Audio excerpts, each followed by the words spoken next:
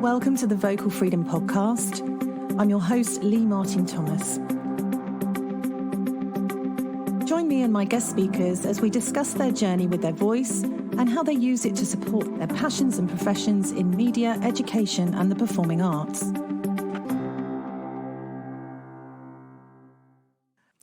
So we're coming towards the end of March 2021, and it's been a really interesting year so far. And I've had a really reflective weekend as the Reset and Manifest pilot study I started at the beginning of the year came to a finish on Friday last week. And I still have qualitative interviews to record next month with the test subjects. But all in all, that little course finishing and the results that have been sort of fed back to me so far have been overwhelmingly positive. So next month I'll be going over the study results with my little production team, and we're developing some new additional training launching later this year and early next year. I've also scheduled in an Estill introductory day that I'll be leading on the 8th of August, which will be taking place online. This workshop is presented interactive lecture style with practical doing exercises throughout. The course is basically to understand options of how to train and learn mastery of your voice using the Estill Voice Training model, including exercises in awareness regarding common voice hurdles, such as how and why you might experience voice register breaks and how to override them, how to sort of understand the physiology and anatomy of what's happening inside of you when these things happen. And understanding and being able to demonstrate that, switching between different vocal styles, identifying and understanding common tensions, providing some practical diagnostic tools for you. And throughout the day workshop, we uncover and unpick many common myths and mysteries about the voice. And you'll have opportunities to ask questions at the end of each session. We'll also cover the basics of anatomy and physiology and acoustics of the voice. And the course includes an introduction to using VoicePrint Plus, a software that's available to give you visual feedback about your voice and your control of it. So we get an overview of the figures for voice and the voice qualities of this Estill Voice Training model on that one-day course. So this course, who's it appropriate for? It's appropriate for singers, actors, singing teachers, voice coaches, choir members, choral singers, professional and non-professional voice users who've not attended any other Estill courses in the past. So I'm running an early bird discount for anyone who books in with me before the end of May at a reduced rate. And I also have student discounts available for those who already work with me and those still in full-time education over the age of 16. So you can book in two ways. You can book through the estillvoice.com main website by searching for introductory days on the find course option, or you can come directly through the Colchester Voice Academy website, dropping me a message on email, via Facebook, WhatsApp, Messenger or text. We're all inhabiting and sharing this planet at the same time right now, and we can't fully control our own space some of the time, let alone everyone else's. But I mean, why concern yourself with others and how they spend their time in their space? I think the important thing you focus on this year and throughout your life is your space and the difference you can make with your life. So I just, I'm coming on a bit reflective tonight, and I'm sort of wanting to ask you, how is your 2021 going so far? I hope you're doing well, friends. I really do. But, I'm feeling sort of led, and it's not by a business mind. I'm led by my instincts and my connection with my cosmic flow. And, it's weird to talk about now because I've started to say, look, I'm just going to talk about the things that I connect with, because the things I connect with are there to help everybody. And you can tap into that too. You don't have to connect with me to be able to connect with your own cosmic flow. So I'm going to tell you a couple of stories today, but I'm going to keep it a bit brief. But I did want to start by asking you how you are and how your 2021 is going. I think one of the things that's been quite difficult, and I've kind of got used to it a bit, is that I've always relished the opportunity to travel. I don't know about you, but I've been feeling this year that there's kind of very little point making plans for this year. But hopefully by next year, with, if we sort of keep up with the current measures and the vaccine rolls out across the country. I mean, I haven't had any contact about myself as yet, which, is fine. I sort of feel like, I kind of feel like everyone who's really vulnerable should get their shot first. And I'm happy to sit at the back of the queue. But, Gethin's had his first one and he's got his second one coming up. Anyway, the thing with not making plans, I'm cautious. And for some of us, we've had to adjust, and we kind of like it. I kind of like the way that we can connect more globally. And, it's brought such excitement and energy back to me to be able to, sort of spread my wings a little bit, I suppose, have a bit of room to breathe. I think that's what you suddenly realise with the pandemic, the change of pace, going from sort of being really, really full every week, really, really full every day, to having to sort of restructure everything. And I teach shorter lessons now because doing them online, I used to do 1 hour per person. They've shortened to 45 minutes, which has helped a bit. It sort of compresses the lesson as far as I see it. There's been some I've seen some real blossoming.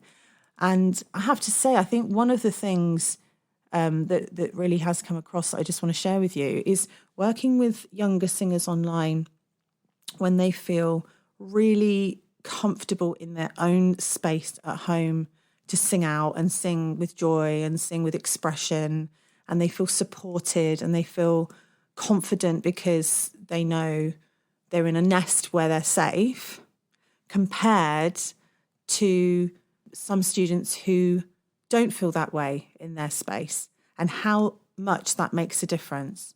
So just wanted to sort of bring that up, as it was just something that was coming to me right then. So I did also want to ask you this question, listeners, right?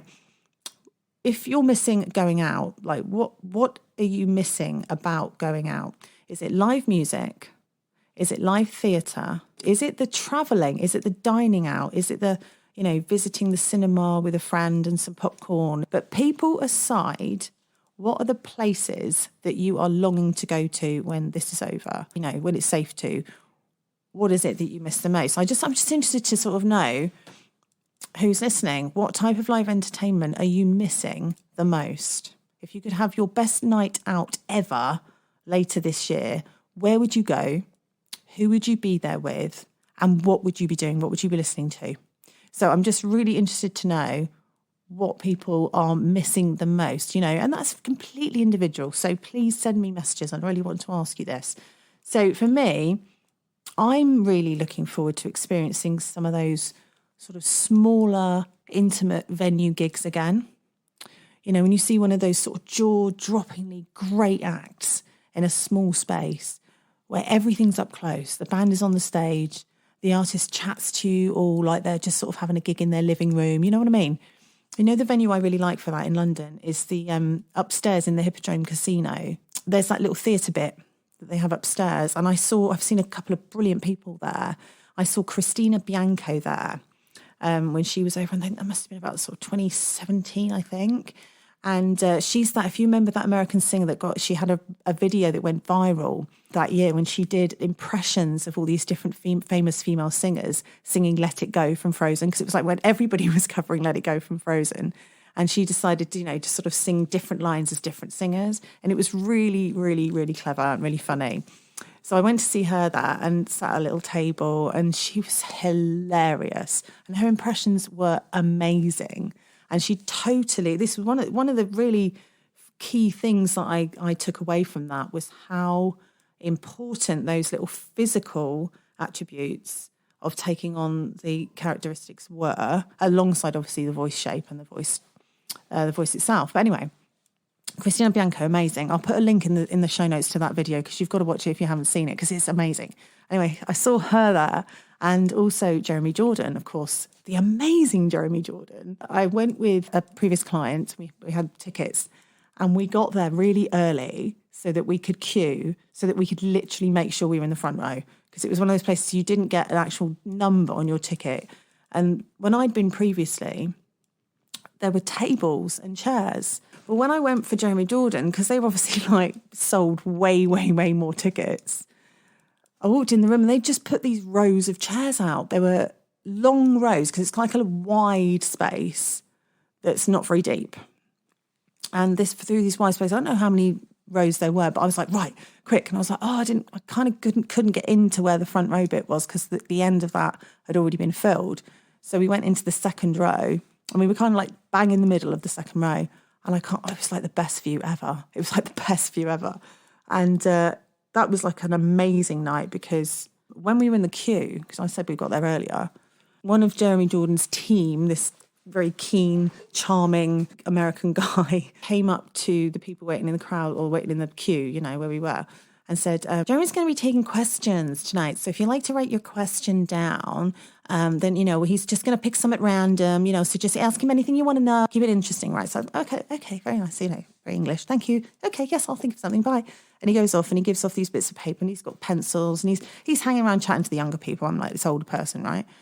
But I thought, right, what do I want to ask him? And I really thought about it and I thought, you know what? You probably won't put my question anyway, obviously, but I thought, well, I want to ask him this. Can you describe what it feels like when you are experiencing one of your, really fine, belty moments in one of your big numbers? Can you describe what that feels like, right? Or what happens? And then I put, many thanks, much respect, Miss Leigh, singing teacher, in brackets sort of thing. And I don't know why I felt the need to identify myself actually, but it was just a moment of he's never going to look at this. But what the hell? I'll just write my truth. That was what I wanted to ask him. And lo and behold, second question out of the pile, and I think he only took 3 through the whole gig, was my question. And I was like freaking out. And as soon as he started to read it and I realised about 3 or 4 words in, oh my God, that's my question. Because I was like, no one else is going to ask him this question. And then, of course, he read it all and he read my name, but he said Miss. I never refer to myself as Miss Leigh. Like lots of dance schools and things, places where my kids go, they give, they say your name, but you have to call them Miss as well. But I've never really got my students to call me Miss. Just call me Leigh. That's who I am. It's fine. He goes out Miss Leigh. I'm then embarrassed because I'm thinking, why did I put that? Oh, an idiot.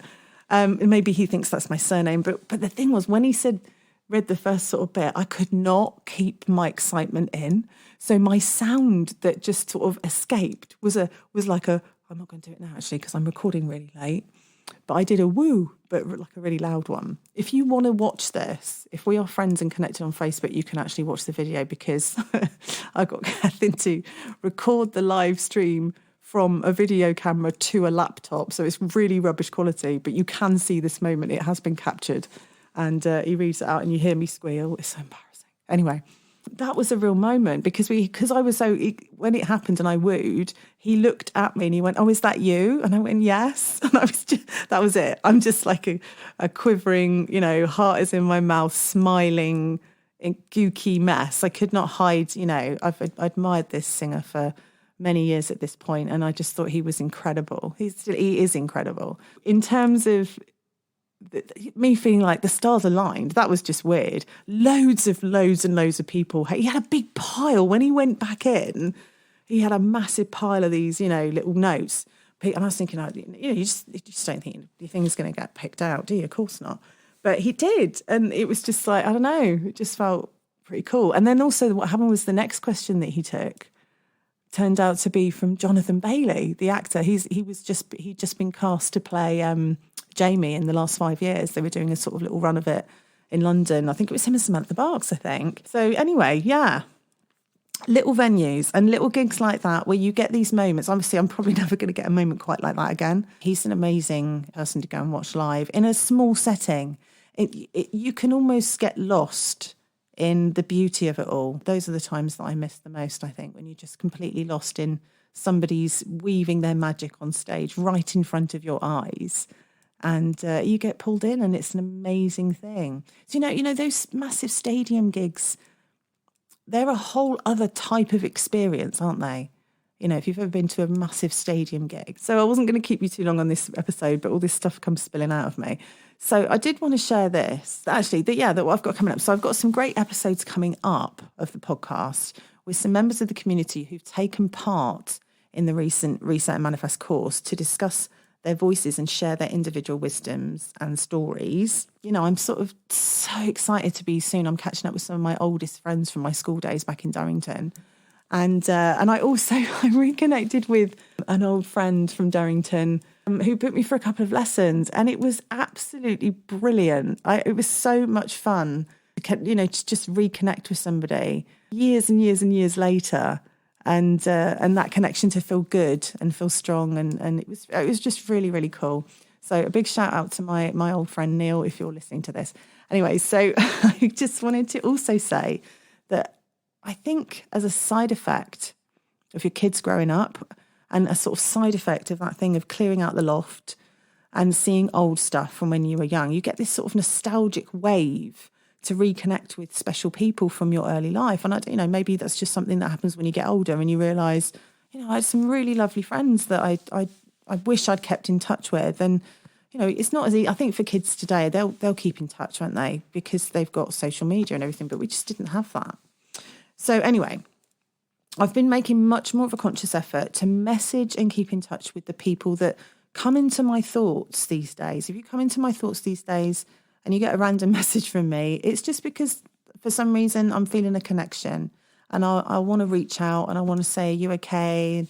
And I've got some lovely people in my life that do the same for me. And I think that checking in and just letting people know that you're thinking of them and, you know, how they're doing can make such a difference to somebody's day. You know, reaching out and letting people know you care can make a real difference to someone if they're going through a hard time.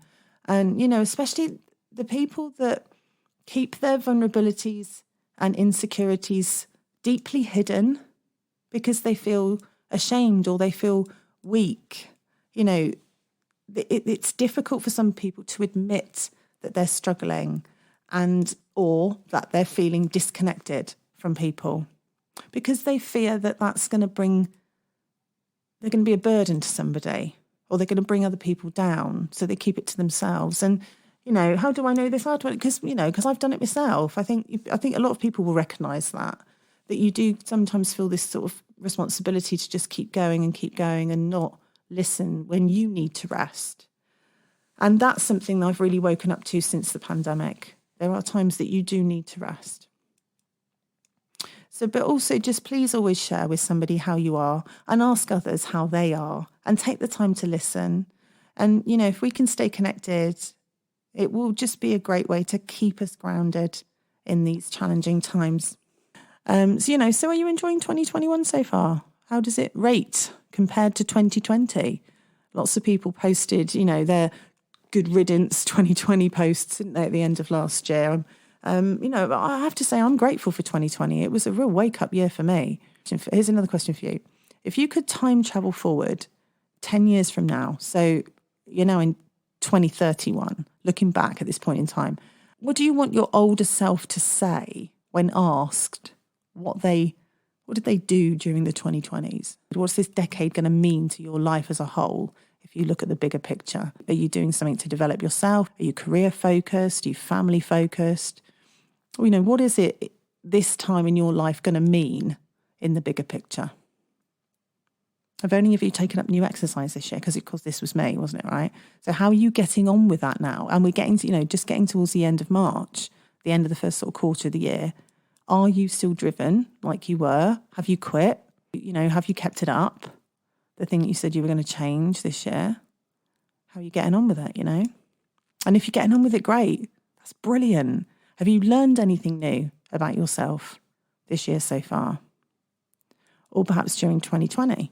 Have you taken a different path? If you want to share your story and offer your words of wisdom about this with our listeners, do get in touch with me. Send me an email to lmt@colchestervoiceacademy.com and tell me your true stories. I'd love to hear them. I just want to make some more connections as the year goes on. So wherever the rest of the month brings you, I hope you remember how important your voice is. Look after it and remember to keep your inner voice, your self-talk in check. Remember to keep your inner talk truthful and kind. If you wouldn't say it to your best friend, why would you say it to yourself, beautiful souls? No matter what life has dealt you lately, your light is still shining inside. And you're still here. You're here for a reason. And I hope you know how special you are.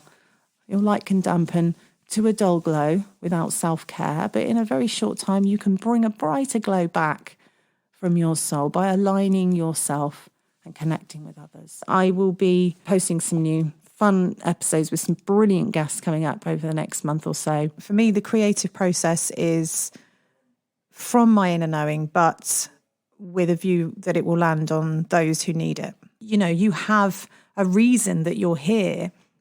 Bringing that into your life and your belief will make a massive difference to how you use your voice and connect with your voice, and then use your voice to connect with other people.